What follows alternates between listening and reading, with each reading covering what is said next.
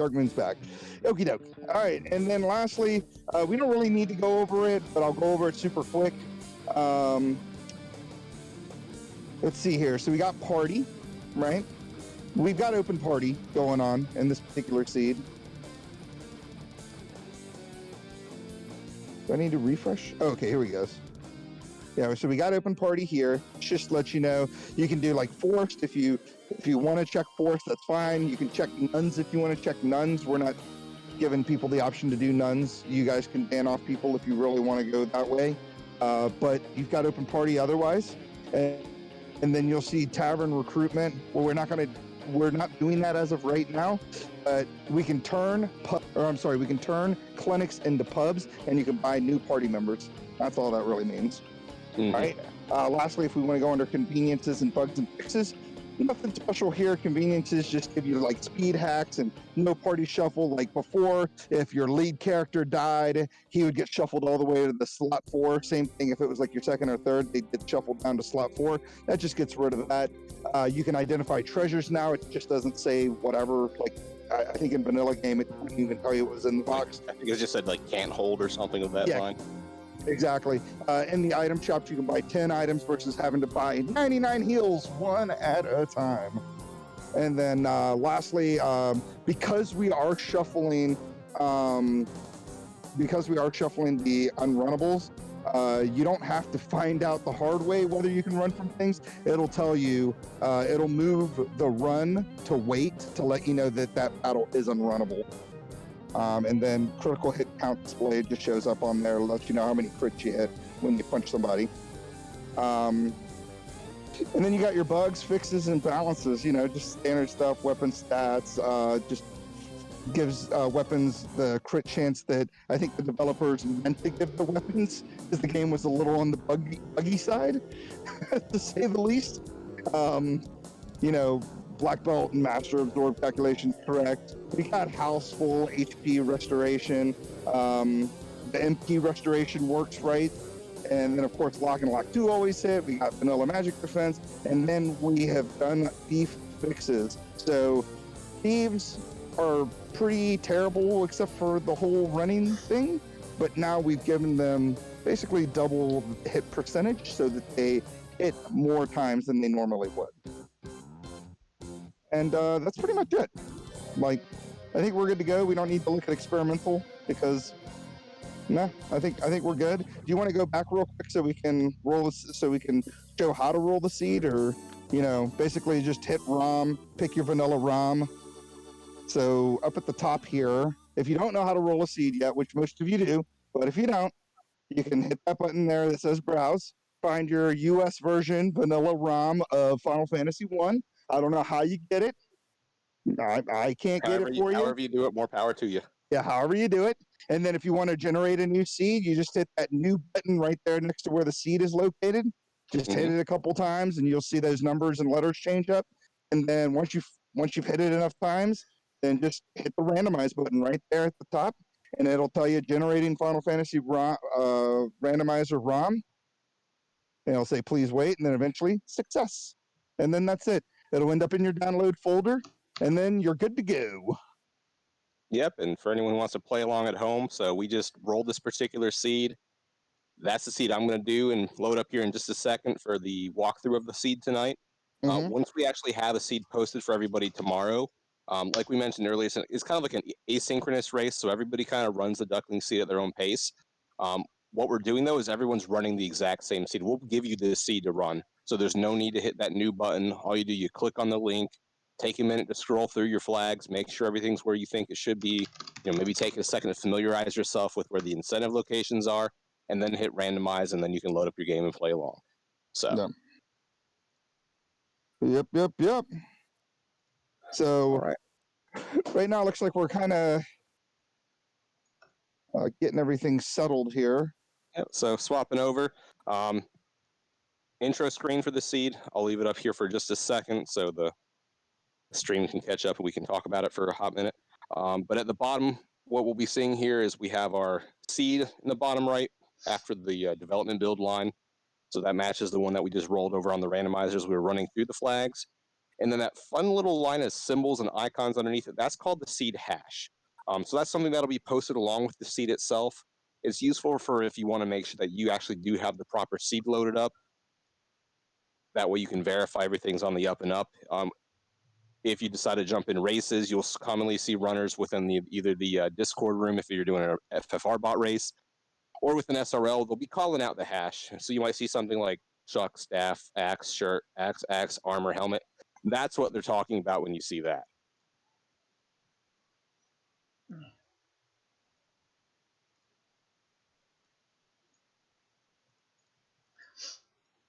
Sorry, guys. Try to make it look a little nicer. It didn't want to go with it, so we're going to go with this. Okay, sounds good. I was just like, what is happening? There we go. All right. So yeah. And then sorry. I did not mean to. Yeah, like you were saying, you're going to always have that respawn rate at 8. Right there next to development build is going to be the seed that you rolled. It just let you know. And then down at the bottom, of course, is the hash. So if people talk about hash, that's what they're talking about, is those 8 characters down at the bottom. All right, go on ahead and make your party there, buddy. So what should we run? Anybody not necessarily going to do a solo character run, not going to do any kind of meme comps, but if anybody wants to give an idea, or if Greg, if you have a party you have in mind that we should run for this particular seed, I'm all ears. I mean, I think to be perfectly honest, you should just run like a standard fighter rainbow, just to kind of give everybody, just to see how that goes. Like, we can do that. Like I said, nothing crazy, because we are trying to actually give people like hints and tricks of how to play the game. And running like a meme party, yeah, that'll show you how to play a meme party, but we might want to learn how to play a normal party. And Bird, of course, is upset. And by the way, while he's making this party, I want to thank everybody for showing up. A lot of Ducklings here, which makes me super happy. Demon RHK, who was part of our spring tournament. Serenus is here, who's not a Duckling, but I wanted to point you out. Ava's Ruin, also part of the spring tournament, or was part of the spring tournament. Eovis here, Wealth, part of the spring tournament. Steel Golem, really new person. Sprocket Stance is here. The Space Drake, doing a lot of comms during our spring tournament. It's just great to have you guys all out here.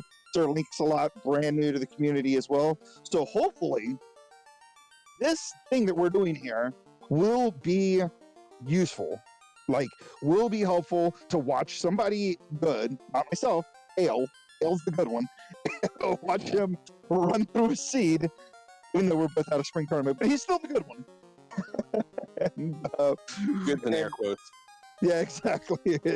And we're gonna just go for it now. I'm gonna watch the stream that you guys are watching, so I'll be commentating most or along with the stream. Ale may say some things that may be before what you guys see, just because he's looking at his stream. He'll be maybe about 15 seconds or so ahead. So we'll, if you hear anything out of him, just understand that will be coming up soon. I'll try and hold any spoilers until after it gets talked about, either by Greg, or unless I see somebody in chat say something, I'm not gonna be like, I can't believe the king gave me that, and then make you guys wait to see it. I'm gonna try and avoid doing anything like that. So absolutely. So we're gonna go on ahead and get started here, just whenever Ale's ready, and I'll call it when I see things happen. So yeah, absolutely. So let's go ahead and go, and we'll see what happens here. Yeah. So first thing you're gonna want to do, whenever he gets started, of course, like any version of Final Fantasy, you're gonna probably check out that first city there. So he's gonna hop into here, gonna walk right in, and he's gonna check magic, typically white magic, to see what you can learn. You can look at the spells here. Wall down at the very bottom, very useful spell. Not going to be learnable on the red mage right now. You're going to have to wait. Whoa, we got nuke at level 1. Holy moly. You got nuke, temper, and quadex. Bunch of phenomenal black magic spells here. That's going to make tough decisions, especially for the red mage, because you're going to want to have nuke and temper and quadex. But you may also want to have wall in case you don't find a ribbon. So I want Ale to stay here for a second, because I do want to talk about spell slots real quick. If you want to head back into, oh no, he's going to armor shop. He'll head back into item here and into white magic here in just a moment. We'll go Ale over don't kind listen of to the no one. slots. What's happening? Ale don't listen to no one. So he opens up. Ale does what Ale does. Ale does what Ale does, exactly. So first things first, red magic or red mages can only learn certain slot positions at white magic. So as a red mage, you can only learn that first spell slot and that second spell slot. And it's basically tied to whatever the vanilla game happened to be. First and third for Red Mage. First and third, thank you, for the red mage. The second spell slot cannot be learned by anybody but a white mage. So that invis spell there is only white mage learnable, whereas wall can be learned by a knight and can be learned by a red wizard. So that can be kind of confusing for newer players why the red mage can't learn certain spells. Like I said, it's just it's basically tied red mage, what they could learn in the vanilla game, what spells they could learn. So let's go ahead and do it. Sorry to make you go back to white magic after you. No, you're fine. You're fine. Armor shop. Maybe you convince him to buy some stuff. Now we looked at armor. Armor did not look very good. I mean, not good for the early game. So he's going to head over to weapons. Nothing. He might want to pick up a small dagger for his knight, but everything else is a little more expensive than he probably wants to pick up. And then of course we've got a cabin's nice, to have that camping gear. I might pick up one, just to save outside of Topher. And then you've got $24 heals, you got softs, houses, and pures, of course. So pretty good, pretty standard stuff there. He's going to go on ahead and save. So when you go into the end to save, you hit the save button, and then you reset out the second you start hearing that little jingle for the save. Like literally the second that sound happens is when you reset out. And there's two different types of resets. You can either do a hard reset, which resets the entire game. It's like basically turning off the power and turning the power back on, and that'll restart the encounter table. Or you can do a soft reset, which will basically keep you on the same encounter table that you're on. Right now, you would think that we set the encounter table to 100% because he's already gotten 2 encounters and he hasn't gone anywhere. But so that lets you know right now that there are 2 encounters right off the hard reset. So maybe he'll get a long run after this. Maybe he can burn off some encounters. We'll see. Would be nice, just because you want to try and hope for a long encounter at some point in the game, just so you can kind of make some of your later dungeon dives a little bit easier. Yeah. It's really nice if you have a long run right at the start, so you can skip maybe a couple of floors of, Volcano without having any encounters. Even things like Sea Shrine would make things a lot easier if you do have that long run. Yeah. So you see some gold there. That's nice to have, especially in the early game. You can buy spells. You get some stuff. Oh gosh, spiders with glance. Whew. At least we know that softs do exist in Canaria, and you were able to pick up some money, so you should be fine there. Now you'll see the strategy, and a lot of people will use this strategy when you run into big mobs like this, especially if you have like a pretty decent sweeper. You'll have your mages throw out a sweeper spell, but you'll have everybody else run away. All right. Another thing you noticed during this Garland battle is that he had his white mage do wait instead of attack. And the reason why you want to do wait instead of attacking is because the animation is quicker. All right. So first thing we get a ship, and we get a key, so we can check Key Lock Canaria right now. So, Ale, what are you thinking at this point? So at this point, because we still just have the one particular loot item, I'm just opening boxes just for maybe I find something nice early. Maybe I find a good bit of money just because the spell charges and cost tend to ramp up a little bit once we hit Elfland. So Yep. I'm just really hoping for gear or something I can sell or something I can do anything with at this point. Aside from that, I'm thinking, okay, well, what are my next steps? So I can always double back over to Temple of Fiends, and I can go and check 2-3 boxes over there. It's going to be the vanilla spike tile, so, it kind of is what it is. Aside from that, I'm thinking, hey, let's start going towards what I know is guaranteed to give me something. So I'm thinking for now, I'm just going to stock up on some items, soft potions that apparently I really need for that fighter. Yeah. Just because Guelph is demanding it in chat, I will go and buy his soft for his white mage here. One It's thing not like we'll need a lit. One thing I do want to point out is camping gear is something that is essential for a run. Being able to save often is just it means everything. Yes, he is going to pick up soft. Now he can actually use the soft instead of having to buy the $794 sauce, you know. The one time that the soft spell is actually economically better, because I think in the vanilla game it costs like 12 grand, and you would never buy that many softs or ever have to use soft for that amount of time. Correct. So as you can see, most people at this point would head to Provoca because A, you get level 2 magic. Town is invaded by pirates. You get level 2 magic, and you can kill some pirates and get a key item, which of course gives you that extra 10%. Also gives you, well, like I said, a key item. You need key items in this game. So again, you see the wait commands coming out for the people that are not going to do AoE against these guys, and then the 2 nukes coming out. And again, like I was trying to touch on earlier, if you do wait, the anime it saves you like maybe like quarter of a second or something like that to have them wait, as opposed to walk up and punch for like 1 hit, 1 damage or whatever. We got a vendor item here. So vendor item in the vanilla game, of course, is the bottle, and it comes out of the caravan. Well, I like what Ale is doing here.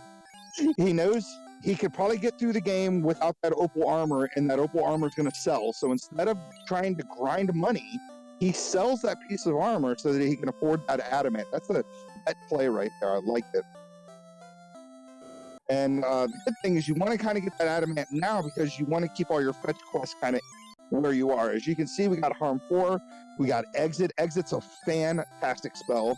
And then, of course, we got a couple of insta-kills here. We got the Dang spell Quake, the Earth Elemental AoE, and we've got Brack, which is a stone poison single target attack that has very high chance to hit. So, again, good magic.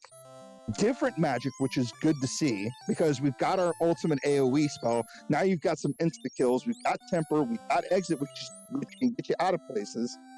Yeah, this is shaping up pretty well for Magic. What are you thinking? Yeah, I'm thinking it's pretty good. So I know in chat, there's already been some talk about, maybe going down to 3-man strats depending on what spells we find for the white mage. So having Cure 3 early, I'm kind of a fan of it. You just kind of have to weigh it against your own personal, those death. Yeah, I want to talk about that real quick. So as you see, he gets the death touch shark. So normally in the vanilla game, sorcerers have death touch. They just come up to you and they're like, "Hey, what's up?" And then you're dead, right? Another thing I want to talk about, Ale doing the old cabin trick here. He's gonna drop the cabin here. He's probably sail around aimlessly because he's not sure what he wants to do. What he wants to do yet? He's stuck on Swiss planet right now. He's thinking he needs to check boxes, but he probably doesn't, because there's only one loose item. But he's gonna go check Matoya anyway. So I'm opting to check Matoya just because, like we were talking about a few minutes ago, I'm opening boxes just on the hopes that I have money for magic, especially for Elfland. I feel like that's a good play right now because we did sell that opal armor, which was kind of our early kind of nest egg, as it were. And we did that so we could pick up our adamant. And so I'm looking at it like, hey, if I can avoid coming back to a town later for a spell or something, that'll just work out better for me from a routing perspective. And so that's kind of why I'm checking Matoya. So there is still that one loose. We haven't seen it yet, obviously. We don't know where in the world it can land. So, hey, maybe we do find it early, and we'll never have to go back to Matoya's until we find the crystal. Yeah. And so right there, you can see that Ale decided to stick with the money. And this is a routing decision based on, it's quicker for him to go into Elfland, buy everything he needs, and never have to go back to Elfland again than to reset out of that 10 grand. So I thought it was a good plan. The only thing that, we had Exit there. We could have used Exit to get out of Matoya's cave a little quicker, but again, that's just something that just pointing out here. Black Magic thinks a lot. I would not pick up any of those spells for any reason, at least at this point. And then let me walk back to the white magic shop. Give me a second here. No, it's fine. Oh yeah, you do have to go back because white magic has the same permissions here as it does in. Yeah, he's gonna head back over. So permissions here in white magic are similar to Canaria, whereas your red mage can learn slots 1 and slots 3, as well as your knight can learn slots 1 and slots 3. The only difference is that you cannot learn slots 4 at all after promotion. So Cure 2 is off the table, as well as A Fire, which I know we're all sad about that $1,500 A Fire. I'm torn up about it, honestly. I wouldn't be able to handle it. So slots 1 and 3, and then he's going to hit up white magic, and white magic 4 is the same for the red wizard as it is in Canaria. You can learn slots 1, 3, and 4. So that Cure 4 right now can only be learned by the white mage. The red wizard will be able to learn that Cure 4, whereas the knight won't be able to learn any of that stuff, because the knight can only learn levels 1 through 3. And then we've got Ice 3, which is another good AoE. And then Warp is hella expensive, as some people would say, which is good that you decided to stick with all that money. Yeah, usually around level 4 is where everything kind of starts ramping up a little bit obscenely, I think. Yeah. And so, especially when you still have 6 levels worth of spells on the table, I try to usually hit Elflin with as much cash as I can. Yeah. In retrospect, we probably could have gone and checked, like, say, key-locked Elf Armory first, and saved having to route up to Matoya's until we found the crystal. But on the other hand, you never know what you find in Elflin Armory, so you might find something useless, you might find something amazing. Yeah. So as you can see, we got Heel Helm and we had money, Thor's Hammer. So those things you could have sold probably made a little bit more money than doing the Matoya check. But, again, is what it is. Thor's Hammer is actually going to be useful for that night to get those free lit 2s. We have the crown, so obviously because we're here, we're going to go on ahead and route in our Astos kill. Reason why we did this before doing the Adamant is just in case the off chance that Astos gives us the TNT, we can just do Dwarf's Cave in one go. So I like the play. It's a smart play as far as routing is concerned. But we do get the Chime, which is required. That'll get you into Mirage. You obviously need the cube in order to get to Sky Palace. And Nuke doing business on Astos. Astos, good for gold and experiences. We're already level 8 right now. If you were running a BB comp, doing this check is mandatory in my opinion, because there are 2 spike tiles in here. But spike tiles aren't shuffled, so we know what's in here. It's gonna be mummies and images. So we don't have to worry about that. Mummies on the far left and right, and images in the center box. And I'm just being nosy, so I want to go and see. So with unshuffled spike tiles, the more information I can have about something that I'll see in probably, I don't know, it feels like half of the game, I think the better for me. So I just wanted to go and kind of poke my head in and see what the mummies were doing with today. And they've got that stun, which isn't really terrible, but who knows what else they've got. It can't give you information because mummies are very much all over this game. And if mummies roll like a bunch of nonsense, just like Nuke or something, then at least you know that the rest of the game is going to be awful. And I like that move that Ale did there. The Black Mage has a better run chance than the Red Mage, so he actually just threw out 1 nuke with the Red Mage and tried to get away from that battle, because you didn't really need to take the Ogre battle anymore at this point. You got levels. You don't really need to take these kind of low XP battles. As you could see there, he just completely reset out of those Roo-Roo-Roos.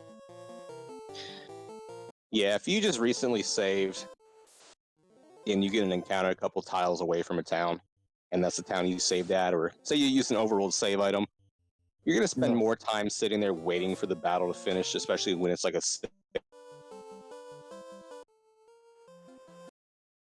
those 4 or 5 tiles. Yeah, and it looks like we got those Death Touch sharks again. So that's, again, another reason why you're going to want to have lots of camping gear, because sharks are pretty much every encounter on the overworld in the ocean. Sure feels like it.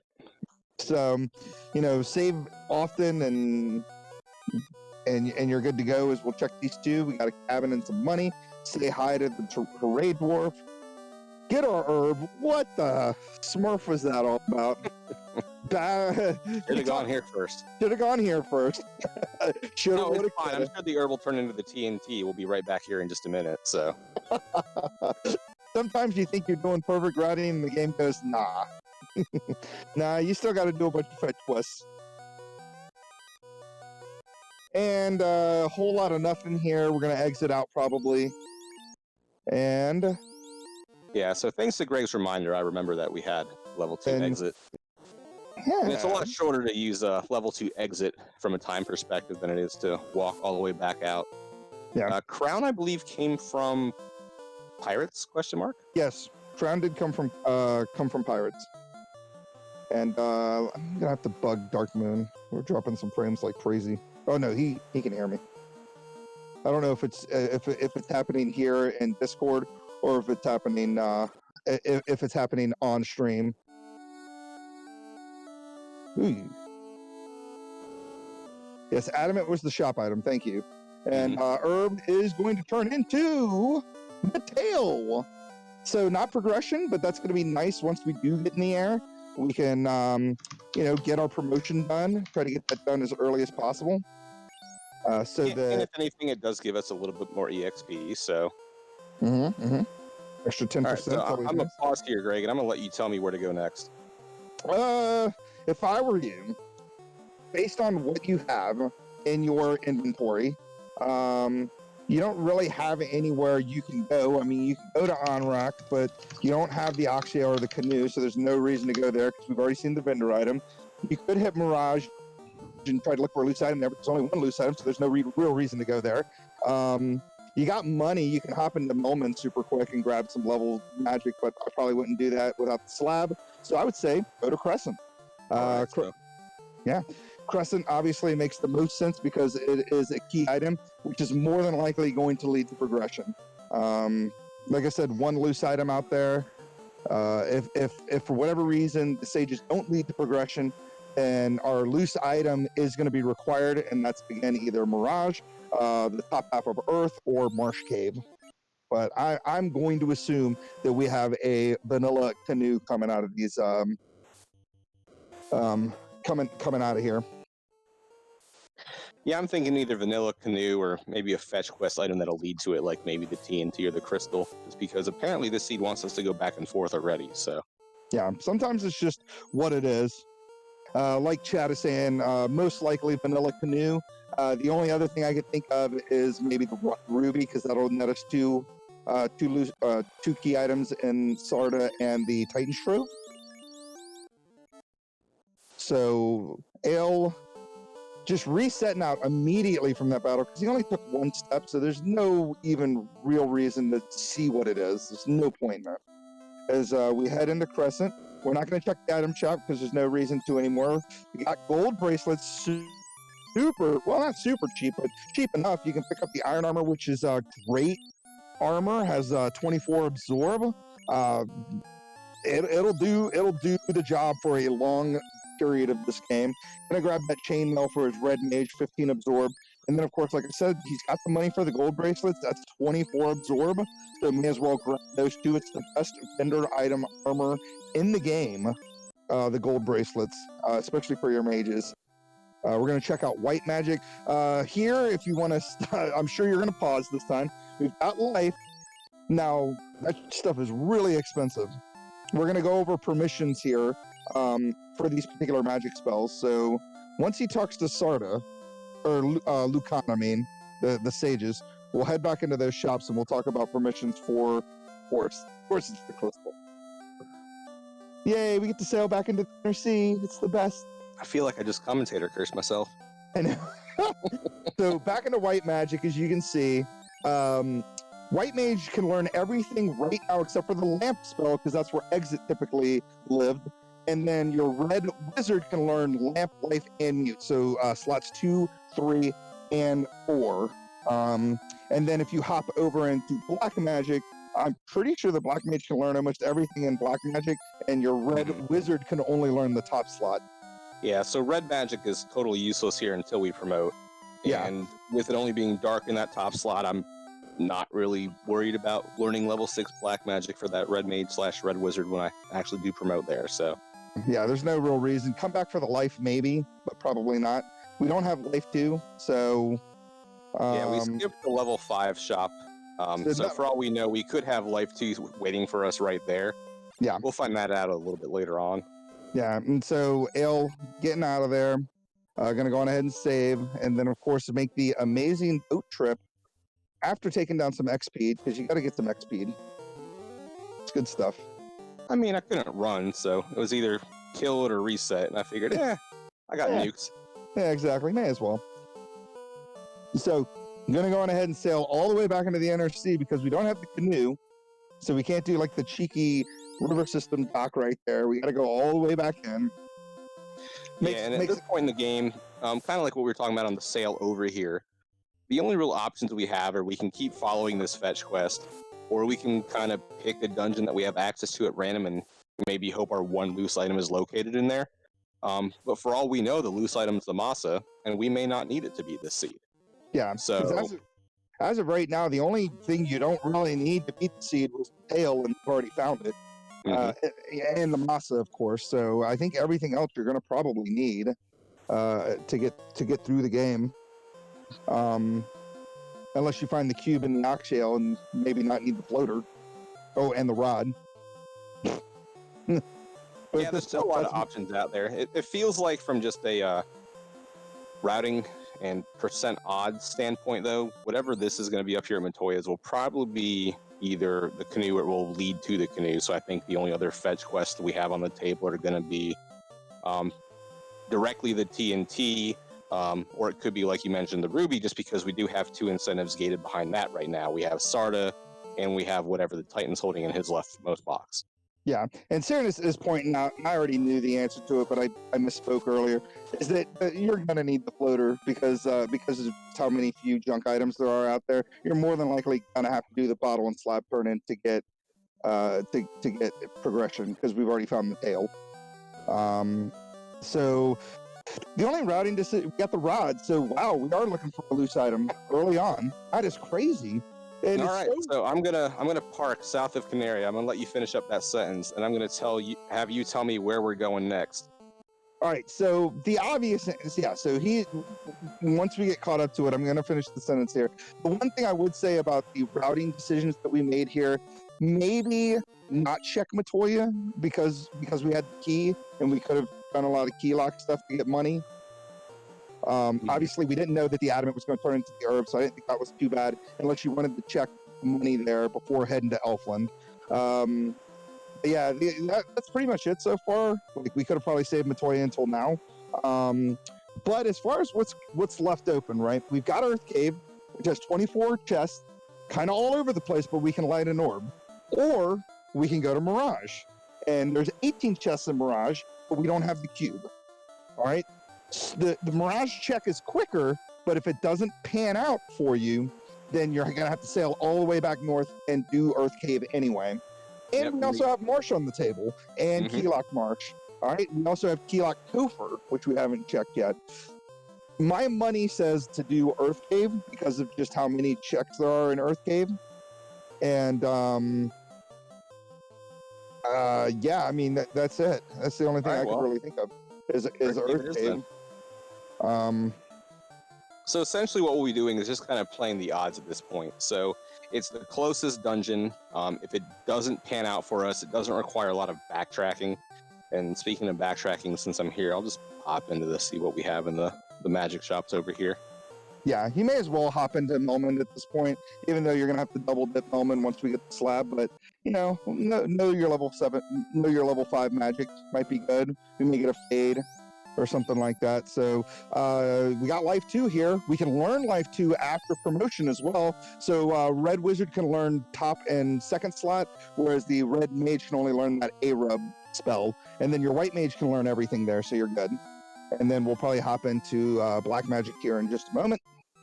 Once Ale gets caught up, because he knew I'd want to talk about spell permissions.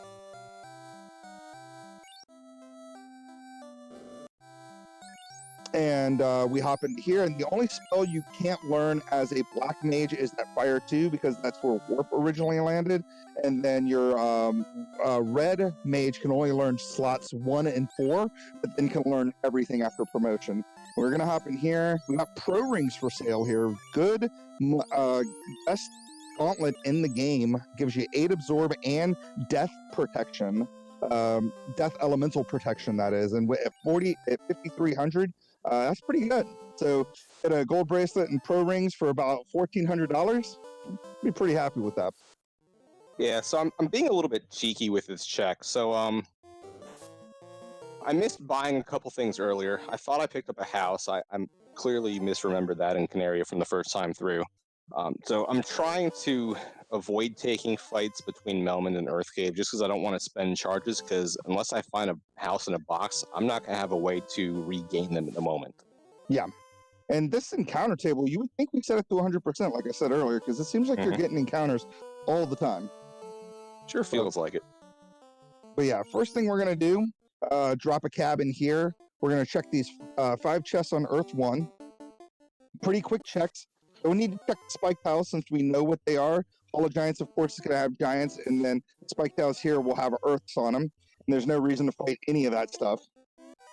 So check that. We got a tent. We could either exit out or just reset out. More than likely just going to reset out. No reason to keep that tent. Gonna head over to this bottom right room here.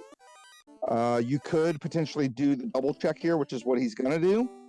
Gonna go over and head over to the far left room, and if it's nothing there, he will more than likely reset out of this. We will see that once we get there. So we got some more gold, and we got a soft. So I expect to reset out of here, and we're going back in.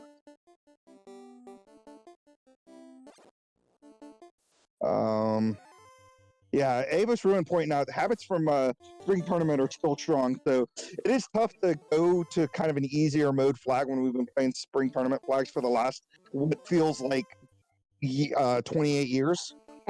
Months and months, and innumerable numbers of practices and races, and a big part of it too is just kind of trying to show what the spike tile is like. I'm not sure if we have anybody out there currently who's watching who maybe has never turned off shuffled spike tiles. So for all we know, knowing that that's a earth elemental tile there is new for somebody. So yeah. So Hall of Giants has 2 different spike tiles in there, but in the vanilla game, it's just 2 different giant. Ooh, white shirt. That's a good pickup. Arguably the best white mage here in the game. It has the same absorb as the gold bracelet, but also offers protections and death elemental and fire. I'm pretty sure it's death and fire. I'm sure Chad will help me out if I misspoke on that, because I know the black shirt is ice and time elemental. Ooh, arachnids that are unrunnable. That's fun. As you can see, throwing out some Thor's hammer. Hopefully that'll get rid of the arachnids before the nukes come out. But of course, one arachnid had to survive. it's like the other version of the FFR special. Yeah, exactly. So you had to waste the nuke charge on there. And as you can see, he's just full clearing. Big money chest right there. Wow. And still not progression. So yeah, DVOS, I know it's one point heavier. The white shirt's 1 point heavier than the gold bracelet. But Which that makes no sense, because I'm sure we all have a Hanes t-shirt somewhere that's a lot lighter than a gold bracelet.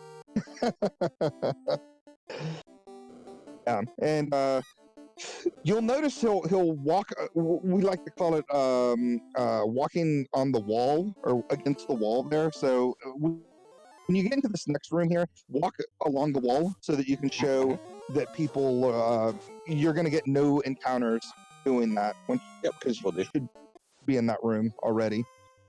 But I'll explain it once we get to that room. My controller stops making me walk up a cell.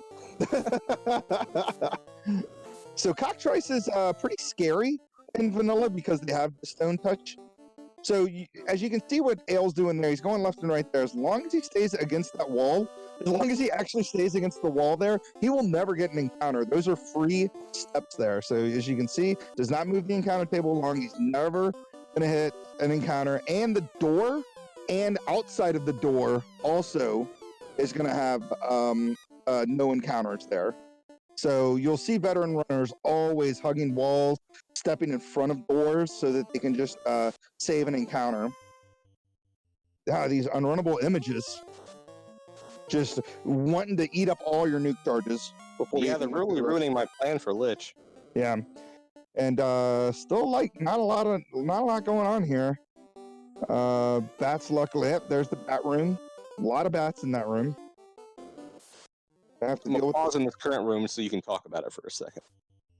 Oof. I know. I can feel that you're going to want to talk about this one with the better trap treasure tile that we have. Yeah. Ooh, we got a ribbon. Oh, I want to talk about a couple things before we get out of here. So first off, the ribbon, the best armor in the game. I know it's only one absorb, but it provides elemental resistances to all elementals. So all 8 elementals: time, death, status, lightning, ice, fire, earth, stone, poison, all that stuff. He will should never get hit through. Other thing, and this is what Ailmarkin wanted to talk about real quick, is in this room, if Better Trap Treasure is on, and you know that the earth tile has something good on it, you can grind in that room, because if you go up and down there, you're not going to get any off-tile encounters because of how small the room is. You'll be right in front of that door, so you'll just go up, take the encounter, come down, be in front of the door, which won't move the encounter table along, and then you just keep going up and down there, boom, grind to 1,000,000. Yeah, and ideally there's a better spot for that. So we saw that was an Earth Fiend tile. That's actually, I believe, one of 4 Earth Fiend tiles that are within the dungeon here. The easiest one to do is in that bottom left room on Earth 1, and I'll pop down there and show that real quick either once we wipe out of Earth or once we kill Lich, whichever happens first. Yeah, we can show off that room, but yeah, anytime you can take advantage of there being like a free tile somewhere, and it's going to help you with your grind, by all means, take it. Yeah. So we're down to our last 8 chests here. Also, there's 2 spike tiles in this room. Obviously, we won't check them just because, there's no real reason to. Oh, a second ribbon. So even if Earth wasn't the play and we don't find progression here, 2 ribbons is totally worth it. And there's our loose canoe right there. Look at that, playing the odds, and the odds worked out great. Mm-hmm. So nice to see it happen.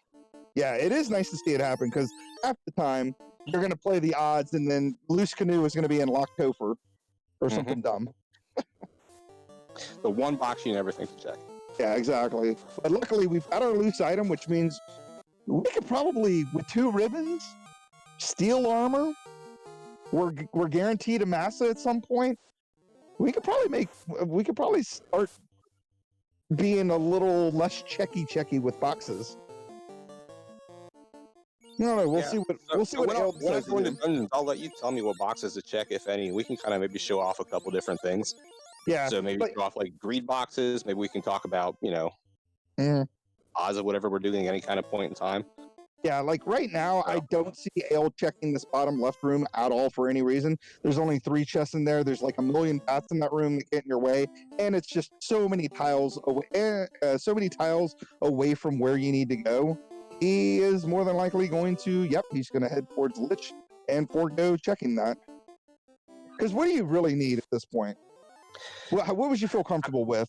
I mean, honestly, we've got, we've got our 2 ribbons. We know Moss is incentivized, and at this point, we know it either has to come from one of the other incentive dungeons, which it might be in Ice, it might be in Ordeals, it might even be in Titans. Don't know yet which one. There's really not a whole lot. I mean, the only thing that would really help us get to that point would be a different weapon, because I don't know how long I want to swing this saber for, but... Yeah, I mean, level 1 nuke is going to make things nice, but yeah, you're going to need a better weapon for sure. So we're gonna check out Lich and see what he's all about. This is our first fiend kill. We're around the 35-minute mark. Obviously, we've been playing a little slower than we normally would. We've been trying to slow it down a little bit so that people can watch what we're doing. Lich attacks and does absolutely nothing. 2 hits, 2 damage out of that saber. That doesn't surprise me. Nuke doing about 200. So we've done a little over vanilla damage to Lich right now. So we know Lich on the high end is going to be what, about 600? So 2 more nukes should do it. And, well, 1 more nuke is going to do it. So Lich goes down. Pretty easy battle there. Lights up our first orb. Going to use that house that he found, and we are good to go. From this point on, we've got a canoe. Okay, he's going to go on ahead and show you this spike tile that we talked about earlier. So again, we know that there's earths in all 3 of these rooms here, but if you want to grind the earth tile, if something good there, like the eye tile or something like that, you can always go to this room here and just go up and down. As you see, you'll be up against a wall on the bottom side, so you'll never get an off tile encounter. And you just keep going up and down, and you'll never get anything goofy like, death touch cobras or something dumb like. And you can just grind to like 1,000,000. From this point on, I'm going to tell Ale what to do, because it's exactly what I think he'll do. You have 3 incentive locations you can go to with the canoe right now. We've got ice on, we have ordeals on, and we have, of course, waterfall. Because you have ordeals and waterfall in the same continent, or in the same hemisphere, I mean, and getting to Ice Cave using the river system is a big pain in the butt, and everyone hates Ice Cave, and we found all of our loose items. My suggestion would be to do ordeals then waterfall. How do you feel about that idea? Yeah, that works for me. I'm just gonna do some quick shopping on the way first. Yeah, so Space Drake in chat wanting to know the Hall of Giants real quick. If you want to take a break when you're done here in Melman and head back over to Earth Cave, I want to talk about the Hall of Giants real quick. Yeah, we won't go through every single tile, but we'll No. we'll at least hit up the big 3 or 4 you really kind of want to know. So yeah, so Hall of Giants. Once you get back over that way, there's basically 2 different tiles there, and there's 2 different ways you can go to these 2 different tiles. There's the northern passage, and of course the southern. I always use the northern one because what happened? I thought I saved and I apparently didn't. So we're gonna try this again. Yeah. Ale just doing Ale things. I know. I saved so many times so fast through the thing that I reset out of some stuff. So you can do the northern side here, which is what he's doing. And if you go along the south end of this hallway here, that's the first tile you're gonna hit, which would be giants normally, giants and iguanas. All right. So step on that. And this is the first of the many Hall of Giants tiles, or the 2 Hall of Giants tiles. This is the main one. If you go over left 1, this is the second one. All right. And if you go up and down here, like from this tile and go south 1. Yeah, you don't want to go up because you're going to hit that first tile again. Yeah. So if the monsters you want to grind on are on the second tile, you always want to go from the top most tile, you want to just go down until you hit that wall that's right adjacent to you, and then just walk back up 1. So you always get the same spike tile there. Yep. And then just go up and down here where he's currently standing. But if you like the first tile, you can go up and down right when you first go in, when you first hit the tiles, and that'll get you what you want. And then from the southern side, like if you wanted to go in the south side, it's the same thing, except you just hug the northern part of the wall, go in 1, that'll be the number 1 spike tile, and then go in to the second tile, and that'll be number 2, and you just go up and down there, and that'll be it's harder to demonstrate with a vanilla spike tile, because even though they are technically 2 different spike tiles, you pretty much get all the same fights from the 2 of them in the vanilla setup. So yeah, and he's just showing you both of them. So this second giant battle here is the second spike tile that's inside of here. And like I said, I know that it looks the same because it's giants and iguanas, but they are, believe it or not, 2 different spike tiles. So when he's done demonstrating this, we'll go on ahead and head down to ordeals. That'd be routing wise. You're gonna get your 2 incentive items, and doing the river system, like I said before, is kind of annoying. And we're not looking for any loose items, so you can't do like the cheeky volcano play looking for a loose item. So the only thing I'm going to do is I'm going to make a quick trip back to Canaria just so I can pick up a couple extra items. like I mentioned prior to diving into Earth, I thought I picked up a house, but apparently not. Are there houses in Elfland? There might be. We can stop there instead. Yeah, the only reason why I asked that is because More on the way. Yeah, you could stop at the southern dock of Elfland, and then you're just let's show off some of the docks that we have that maybe people wouldn't normally go to. Yeah, because going back into the inner sea is kind of a big pain in the butt once you're already kind of out of it. You've done all your incentive checks in the inner sea. So if you go down here south, which is where Ale is currently heading, there is a southern dock here that'll take you to Elfland as well. And then from there, you can just sail due south to get to the northern hemisphere and obviously get to Ordeals that way. So people were talking about ankylosauruses in chat, the horrible enemy in this game. I told you to do this, and I bet houses aren't going to be here. I'm going to feel like a total jerk.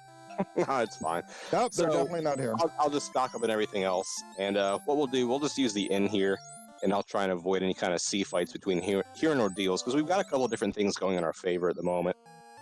So let's get back down there. So something that I found to be helpful, and I can throw this back up in after the race is over, in the resources channel of the Discord, is, and actually let me just throw it up this way while we're up here on the stream. So loading up our lovely in-game map, something I always found helpful when either teaching people the game or when kind of learning overworld routing myself, because that's, I feel, going to be the biggest time gain that you can absolutely have in a seed, is your overworld routing decisions. From where we're at with that little crosshatch down the bottom center, if you look all the way up at the top underneath the T in Fantasy, that's Ordeals. So we can go the really long way to go there, which is going to be the loop all the way left and around Earth Cave and Sarda, and then come all the way up. But the other thing to note is because the world does wrap north to south and then east to west, we can just set course due south from Elfland, and we can hit that peninsula that's right here above Ordeals. And it's so much quicker to go that route than it is to go the scenic route, as it were. Yeah. Yeah, it just makes the most sense. I mean, we are in this weird donut-shaped world where you just can go left and it's just where you are, or, east to west, and then, north to south, and it just... Yeah, there's no poles. There's no poles. No, we don't believe in that here. No. So, just gonna head south. It's the quickest way to get to Ordeals. This is something that most people probably already knew from the vanilla game, but, in case you didn't, now you know. Head over here past this peninsula and dock on this river system. If you can ever stop getting encounters. What is this encounter? I'm not the one who put this at 2% or 200 XP encounter, so... Yeah, clearly. Oh, also another thing, let's talk about this real quick, because in the river system, when you go in and out of the river system, that is also a free tile. So you'll see people and they'll enter the river system, then exit, and enter back in, and so forth and so on, especially when the river system zigzags like it just previously. We'll show that off. To demonstrate it real quick. I'm okay with walking out of Ordeals, so let me just count this real quick. 1, 2, 3, 4, 5. So once the stream catches up, which will be in just a few seconds, I'm going to use a cabin here, and then what I'm going to do is I'm going to count, because if you think back to the start of the seed, we had those 2 imp battles really fast. And so it was after, I believe it was 5 steps that we saw it. So once you do a hard reset, which we're going to do, we'll go back to the blue screen here in just a second, once the, again, because I'm just a couple seconds ahead of my voice because I can see the game live. Yeah. And any steps that I take in 5 directions, as long as I'm not walking onto a river from where I'm currently at, is always going to give me a fight. Yep. And luckily for me, it's always going to be the Saria fight. So it doesn't matter what tile becomes number 5. Doesn't matter what order I walk in. Doesn't matter if it's a forest or the swamp or anything. That 5th step will always give me the same fight.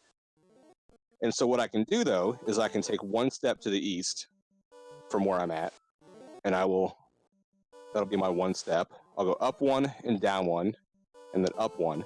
So that gives me 4. Yep. And then what we're going to see here is that as long as I don't let my controller do something silly, like I just did, I can constantly just walk in and out of the river, and I can never get a fight. Because like Greg was mentioning, is walking into that river tile and then walking out of that river tile doesn't count as an actual movement. It doesn't progress the RNG for the encounters at all. Yeah, If I go paddling on the river, I will get a fight though. So that's why you'll see people do that zigzag. As you can see, he is not moving the encounter table along at all in the 7 steps that he's taken there, because he keeps going in and out of the river system. That's why and then of course, because he paddled south just then, he did finally get that encounter that he had been avoiding the whole time. Yep, and I'm going to pause in here, and I'm actually going to start kind of trying to commentate this off of the restream, just so I'm not seconds ahead of everybody else. But I'm going to let you tell me which pillars to take, and we can kind of show off this pillar maze fun.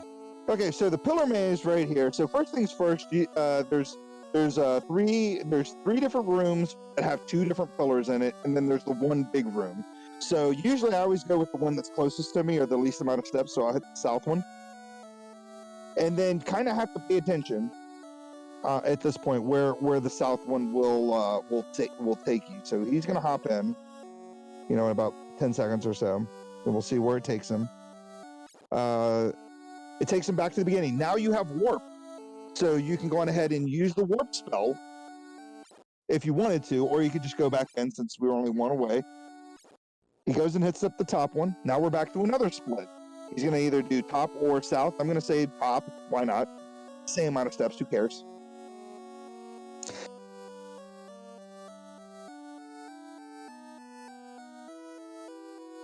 And chat's still talking about dinosaurs and as they should. As they should. So top is progression here. Usually I'd go top again since it's only 2 steps, but whatever you want to do. I'll just park myself between the pillars because it's more fun that way. Yeah.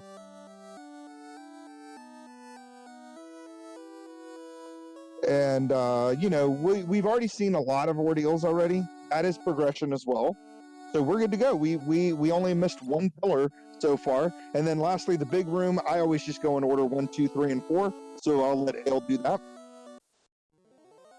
Yep, and I think we've seen pretty much every single other room in here. So cool. This is a point where if we Man, these apples not messing around. No, Fire 2 and Blizzard. I'm glad I found those 2 ribbons in Earth Cave.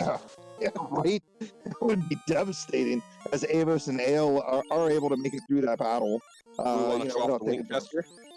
No. I mean, okay. No. Yeah, I mean, this top room here is a link chest with a room on the north side, so you never have to check that room. The only reason why people would check that north room is because it is a different spike tile, and if we had shuffled spike tiles, you may want to check it to see if something good's there, like the eye. So as you see, that took us back. He's going to warp back. Warp always takes you back to the previous pillar you were in, and the second pillar will be progression and take us to the staircase room. Got nightmares, of course. This is the vanilla nightmare. Get a silver bracelet out of our heel stick room, or whatever I'm trying to say. And then this room here that he's currently in, these 4 chests, that far left chest there, that's the one that's linked with the room that we were talking about on the first floor of Ordeals. And our incentive item is the loot that is in fact required.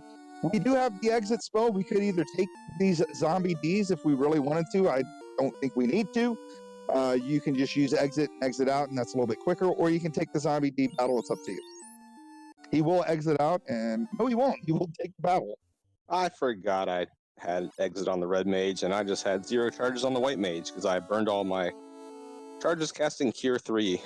So, Vavis wondering, will I be discussing Link Chest in Marsh Cave? No, because I doubt we are going to Marsh Cave for any reason. And they are very confusing. If we were in Marsh Cave, we will talk about Link Chest in Marsh Cave when Marsh Cave pops up on another Duckling seed. Not tonight, unfortunately. Because there are entirely too many Link Chests in Marsh Cave. And there's no way I could describe them. So we don't have the Oxio. He's going to probably head up Onrak to see if he can buy some houses, because we have like tons of money right now. Yeah, tons of money, and unfortunately the Monopoly guy hasn't been here and has not set up the housing market quite yet. So no houses. I chose poorly. You should have gone into into Canaria like you wanted to buy that. But we're gonna do our best here. We don't need to check the caravan for any reason. Well, Because Darkman we is saying already we could tried. check the caravan for houses if we wanted, but we picked up one in our deals, and that's enough for right now. So Yeah, I think we're fine. Yeah, and thanks for helping me out there and saving me from myself. Chad helping me out as well, letting me know that you could, in fact, have found some stuff. if you look hard enough. If you look hard enough. And there is a flag in the game that will randomize, or that will completely procedurally generate a new waterfall. We don't have that turned on right now, but we had been using it a little bit before spring tournament. And basically just a brand new waterfall will appear.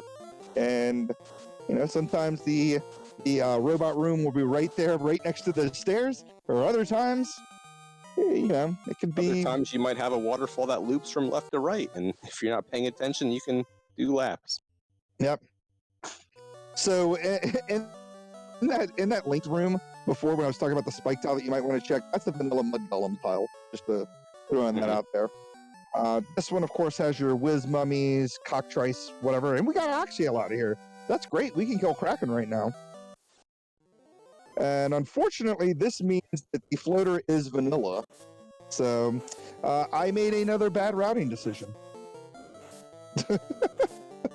I mean, it may not be vanilla because we still have Titan Trove on the table. Oh yeah, that's right. We still have Stardust, so for all we know, we could be getting the ruby from a ice cave.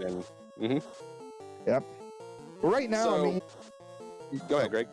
I was just saying, right now we're really close to go mode. The only thing we're missing is the cube. We have our chime, we have the rod, we have Oxiel, of course, which is going to get you in the sea shrine. And that's pretty much it. That's all I was going to say. You go ahead with what you were going to say. No, so we talked about it a little bit ago as we were leaving Earth Cave. So we found our one loose item. We're kind of in a good spot with regards to our gear. Like, we know where steel armor is. We know where the gold bracelets are at. The only thing we're really missing for our end game kit, because we do have the 2 ribbons, is we have, need of a better sword. Because we know, Moss is going to come from a fetch quest, but we're still rocking this saber. I could upgrade it to the wear sword. Might as well. Let's do that. But so when you're looking at diving dungeons and kind of deciding what to do, you kind of have to weigh your time investment versus what you're going to get out of it. So I'm sitting here pausing at Sea Shrine entrance real quick as we rearrange our gear here and put on the wear sword. I'm going to let Greg tell me whether I'm going to run right to Kraken and maybe just check stuff along the way, or if maybe we want to go down to Mermaids. And we're going to talk about kind of maybe making that educated, I don't want to call it a gamble because we know we have nothing else key item loose. So we're going to talk about maybe what would be the point of going to Mermaids if there is any. So this is one of those things that could potentially save time during a run as well. I mean, Mermaids to me does not make any sense at all. Granted, there are far more chests down there than heading towards Kraken, but again, there's nothing you're going to really need that you can't get checking more densely chest areas on the way to places. So Sky, there's so many greed checks you can do there. You can check Mirage 1, you can check both sides of Sky 1, you can check chests on the way down. You've got your greed checks in Sky 3. Doing all of Sky 3 with Warp doesn't take too long. And there's 16 chests, or no, that's wrong. 14 chests in that room. 4, yeah. Yeah, so what Ale is going to do here is he is going to do greed checks on the way to Kraken. He's not going to check much more than the one long room that has 2 chests there, and he's going to probably check Sharknado, and that's probably it. That's what I would assume you'd do. It's what I would do in your position. That's what we'll do. So we'll just start moving here. We're going to, say hello again to our wonderful encounter table. Yeah, and again, the reason why is because we know we're going to get the Massa. Unless, for whatever reason, the Massa is the slab turn-in, and we find a better sword, I would still do the Massa turn-in and take that time versus trying to dig out a Vorpal or a Sun Sword or an Excal or something like that. Yeah, and that's something else we can look at doing as well. So When we're talking about routing in, and I'm going to take this fight here because this Gershark Big Eye fight is pretty good for EXP. Yeah, And I'm only level 16 right now, and if I'm diving Kraken, I kind of want to maybe get another level or so before I get down there. But so we have to talk about like what we're really looking for our end game kind of like win condition essentially. So the only other big piece of gear that's currently incentivized is going to be the Masa. We know it's going to come from somewhere that's incentivized. We just don't know which one yet. Odds are, if I'm looking at it, I'm thinking it's probably going to be one of the two things that comes from either Titans or Sarda, depending on if we find the Ruby and Ice Cave or not. Past that, so I mean, there's our big weapon that we're looking for is when we do find that Masa. It's just like we said, where is it coming from? So with this particular party comp that we have, we have level 1 nuke, but we don't know how the fiends have rolled. So you don't want to bank on nuke, and I say that with an asterisk because I'm sure a lot of people have seen spring tournament runs that did rely on nuke and made it through the game. But that's really kind of like an outlier. That shouldn't be the expected outcome for any particular seed, just because there's a lot more risk inherent with it. So you really have to start considering, like, what are my win conditions here? So I'm thinking of it as, okay, well, I have 2 ribbons, so I can protect my life caster and I can protect my fighter, who will probably be doing a hunk of the damage. We have 2 Invis 2 casters, because I believe it was level 3. Yep. And I'll double check that here in just a second once we finish healing up. I think you would have that 3 is our evasion stacks. Yeah, I was going to say you'll have 3 after promotion too, if it's level 3. Yeah, so the only thing we're really missing is, like, we could find the defense sword.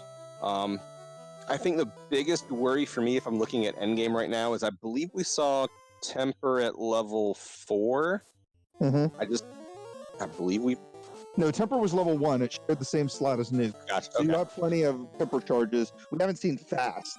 That's right. So, and we've checked everything 1 through 6. So the only real big issue right now is going to be, where is that Fast at? So because Temper's level 1, and I'm glad you pointed that out so I can pick it up once we swing past by Canary at some point in time, is going to be, where is Fast? And at this point in time, I'm kind of thinking that once we're getting in the air with this party comp, we're definitely going to want a class change. Just because we want to maybe have a couple fast charges for the later bosses in Temple of Fiends. Oh, sorry. You hate to see that in a Kraken battle where Kraken takes out one of your either nuke or Brack charges. Now, Ale is going to go the full-on nuke strats. He's not going to bank on getting the Brack to work. Brack does land on Kraken because Kraken is weak.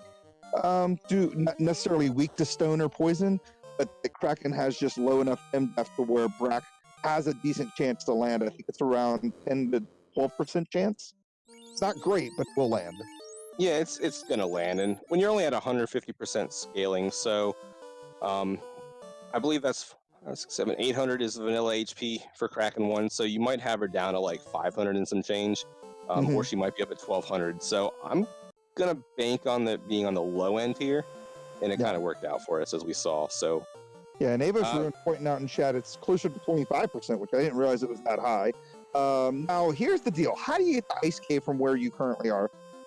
So I would say how I get the Ice Cave is not the way I'm going.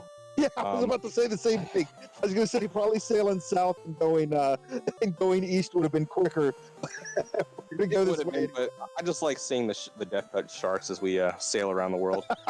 No, I was thinking, let me go stop back. And for some reason, I had level 3 magic in my head. I was going to stop back in Elfland, and then I realized, oh no, I don't want anything in level 3 magic. Let's just leave. Yeah. And then I was already halfway here, so. Yeah, so as far as ship routing is concerned, it's always quicker to kind of loop around the world, especially on the northern continent, than to try to go across the world. If that makes any sense. Like, to go from Anrak to Mirage, it's quicker to sail westbound from Anrak to get to Mirage than it would be to sail eastbound, because there's just more land or more water in the way. Yep, and I'm pausing here just so you can tell me which way to go first. Are we going to go to Volcano first and just maybe do some greed checks and then go kill Carrie, or are we gonna go check out our incentive location first? Because we know what we're doing, and you're gonna have to do Carrie's thing anyway, and you should be able to kill Carrie just fine. I say just go ahead and do it, even though because right now it's either you're gonna get the floater from this check, or you're gonna get the ruby, which is gonna lead to the floater. So if it's maybe let's check ice first, see if it's the floater.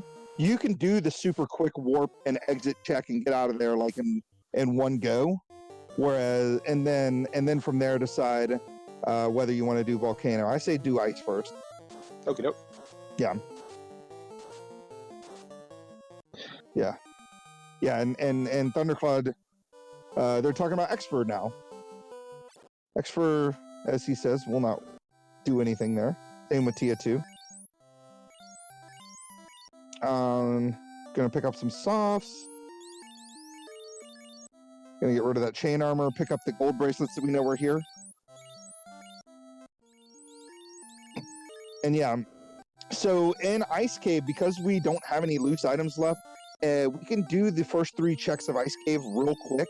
Plus, we have the better spike tile treasure on, which is why we probably found there's 2 ribbons where we found them because they were behind the spike tiles. So you could potentially in Ice Cave find like something really good, like a dragon armor or Aegis shield, or your 3rd ribbon doing this check too. And then we can do some spike tile checks if you want to, like hit up armory. But yeah, I say go to ice now. So I'm pausing here by this forest because this is the area where open progression opens up the river system. So people who may not necessarily know about all the new flags and what they do, that part of the world map right there, that's what lets you get either if you keep going up to Ice Cave or Provoca, or if you're coming from the opposite direction, lets you get down to Crescent or Volcano without having to dock your ship in that little harbor off to the side and get into the river and paddle your way in that way. So it definitely cuts down on travel time and it opens up more opportunities for you early game depending on what key item and what transportation items you find early. So just keep that in mind because if you are running with those open progression flags on, that is something that kind of, it's a little bit of a curveball, like you may not expect it. Yeah. So Aelmarkin getting the gauntlet of all these encounters off of 60% on the overworld. Really good. That's just par for the course. You set the encounter rate a little bit lower just to try and, have some more time to talk while you're doing a run. Then, of course, the game is like, hey, let's group all the encounters together.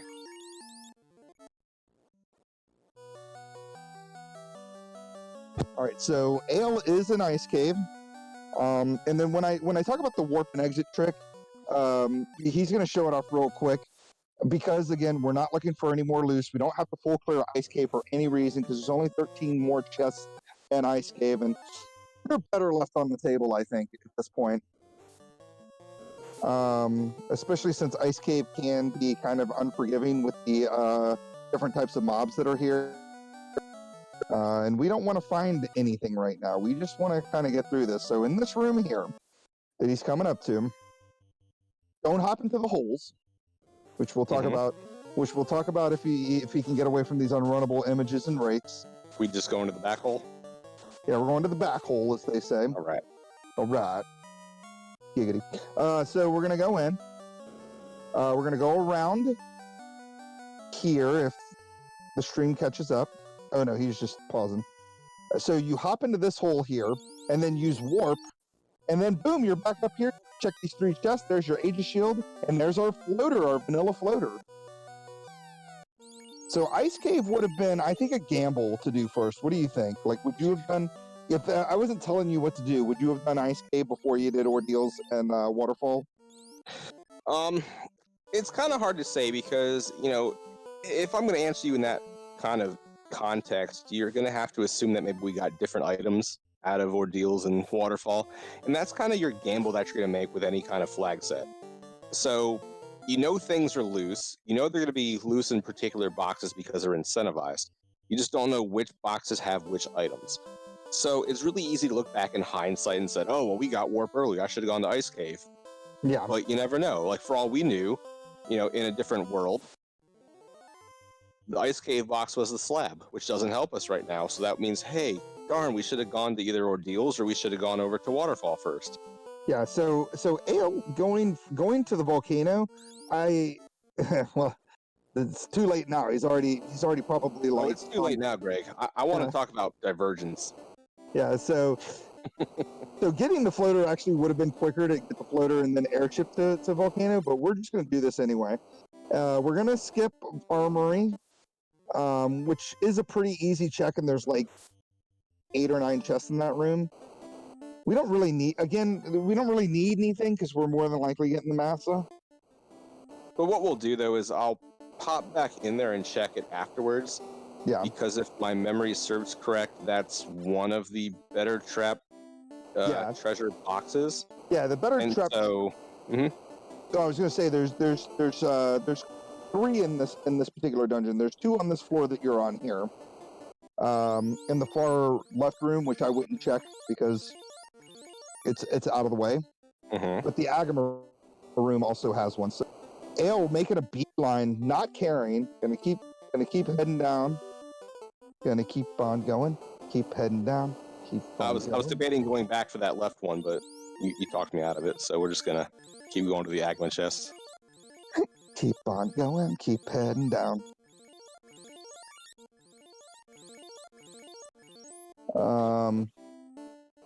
Yeah, we're not gonna bother. Like even some of the greed checks, like you can check that. It's the other chest here. This one behind this Agama. Now this is the black belt grind room here. The Agamas don't roll anything, and they have decent health, and you can just grind Agamas forever because both of these spike tiles are Agamas. And out of your better trap treasure, you got 1,900 gold. Fantastic. So we were talking about like river systems and having it not progress your encounter table. Same thing with spike tiles. So in Earth Cave, if you recall, we were walking in that bottom left room up and down to get the Earth Fiend fight just to kind of show it off.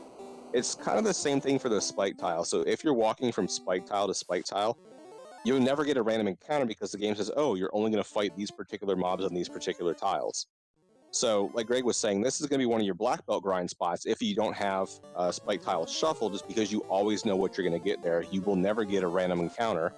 And then you can just walk south and have a couple free steps to, either heal up your black belt after you've gained all kinds of levels on them. It's also pretty convenient because you do have the lava right outside of the room, so you can easily, get rid of unnecessary characters for your grind at that point. So, yeah, and as you can see, Nuke doing the business on carry, lighting up our third orb here, and we're gonna go on ahead and hit up the Raycon Desert, hit our airship, probably do the tail turn in, do the last little bit of our bottle and bottle, which is going to lead to that's a lie. We're going to do Sarda, do the bottle. One's going to lead to the ruby, which is going to lead to either the massa and then the cube. So that's what is happening. We've got massa and cube left out there in the world. Yep. So we also have the slab somewhere. Oh yeah, the slab will be a chain in there too. So hopefully, like all your chain items kind of land together. So you'll get TNT to slab to something else. Yeah, what we'd really like to see is do the sorted check.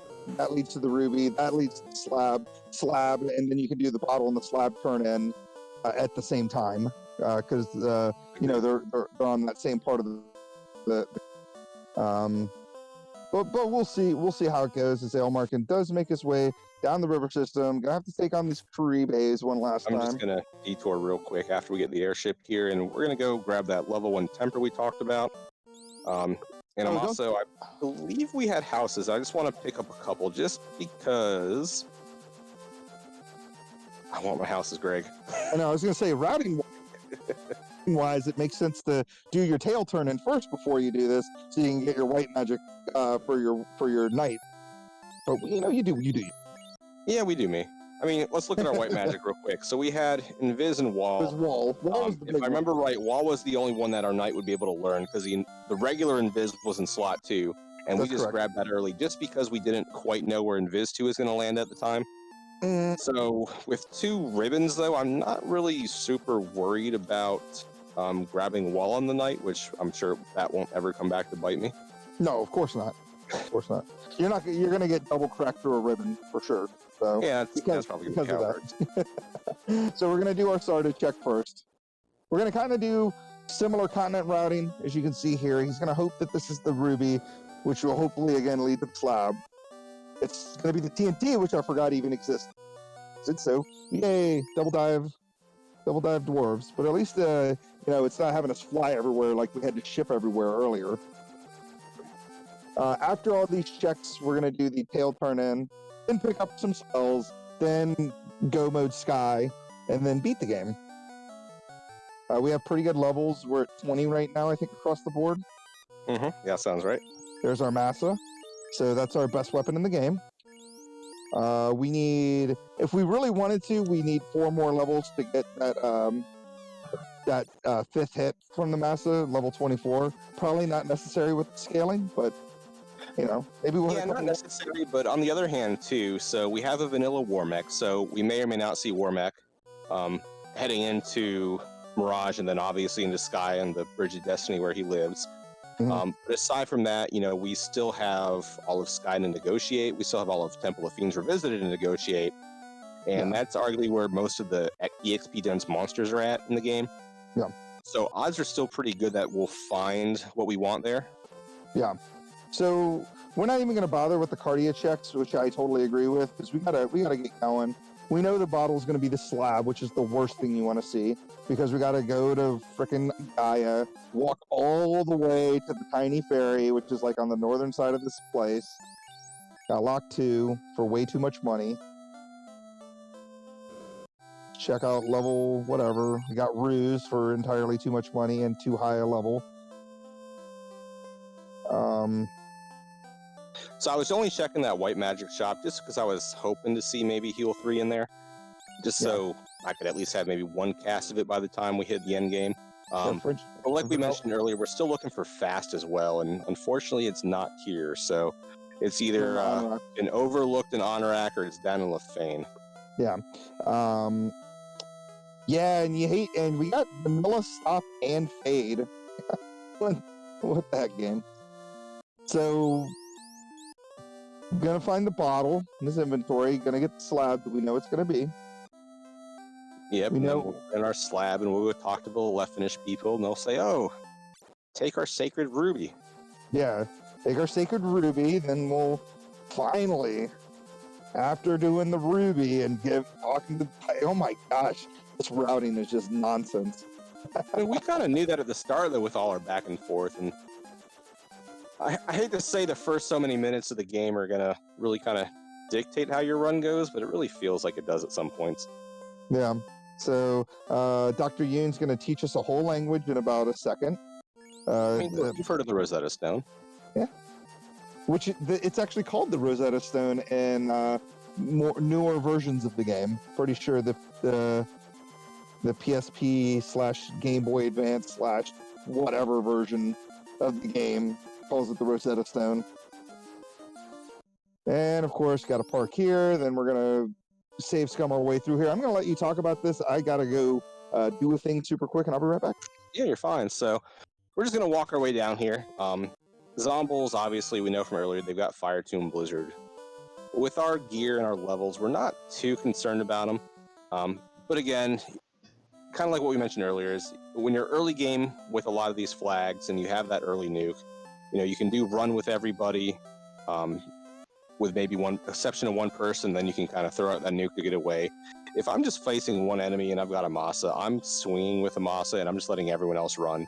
And I know either I'm going to run away in the battle, or the Massa is going to come out and we're going to get away from it that way. Hey, Ale, did you want to go show off the finished hospitality? Oh, yeah, absolutely. Let me just reset real quick. I'd rather do that than fight this Zombo pack.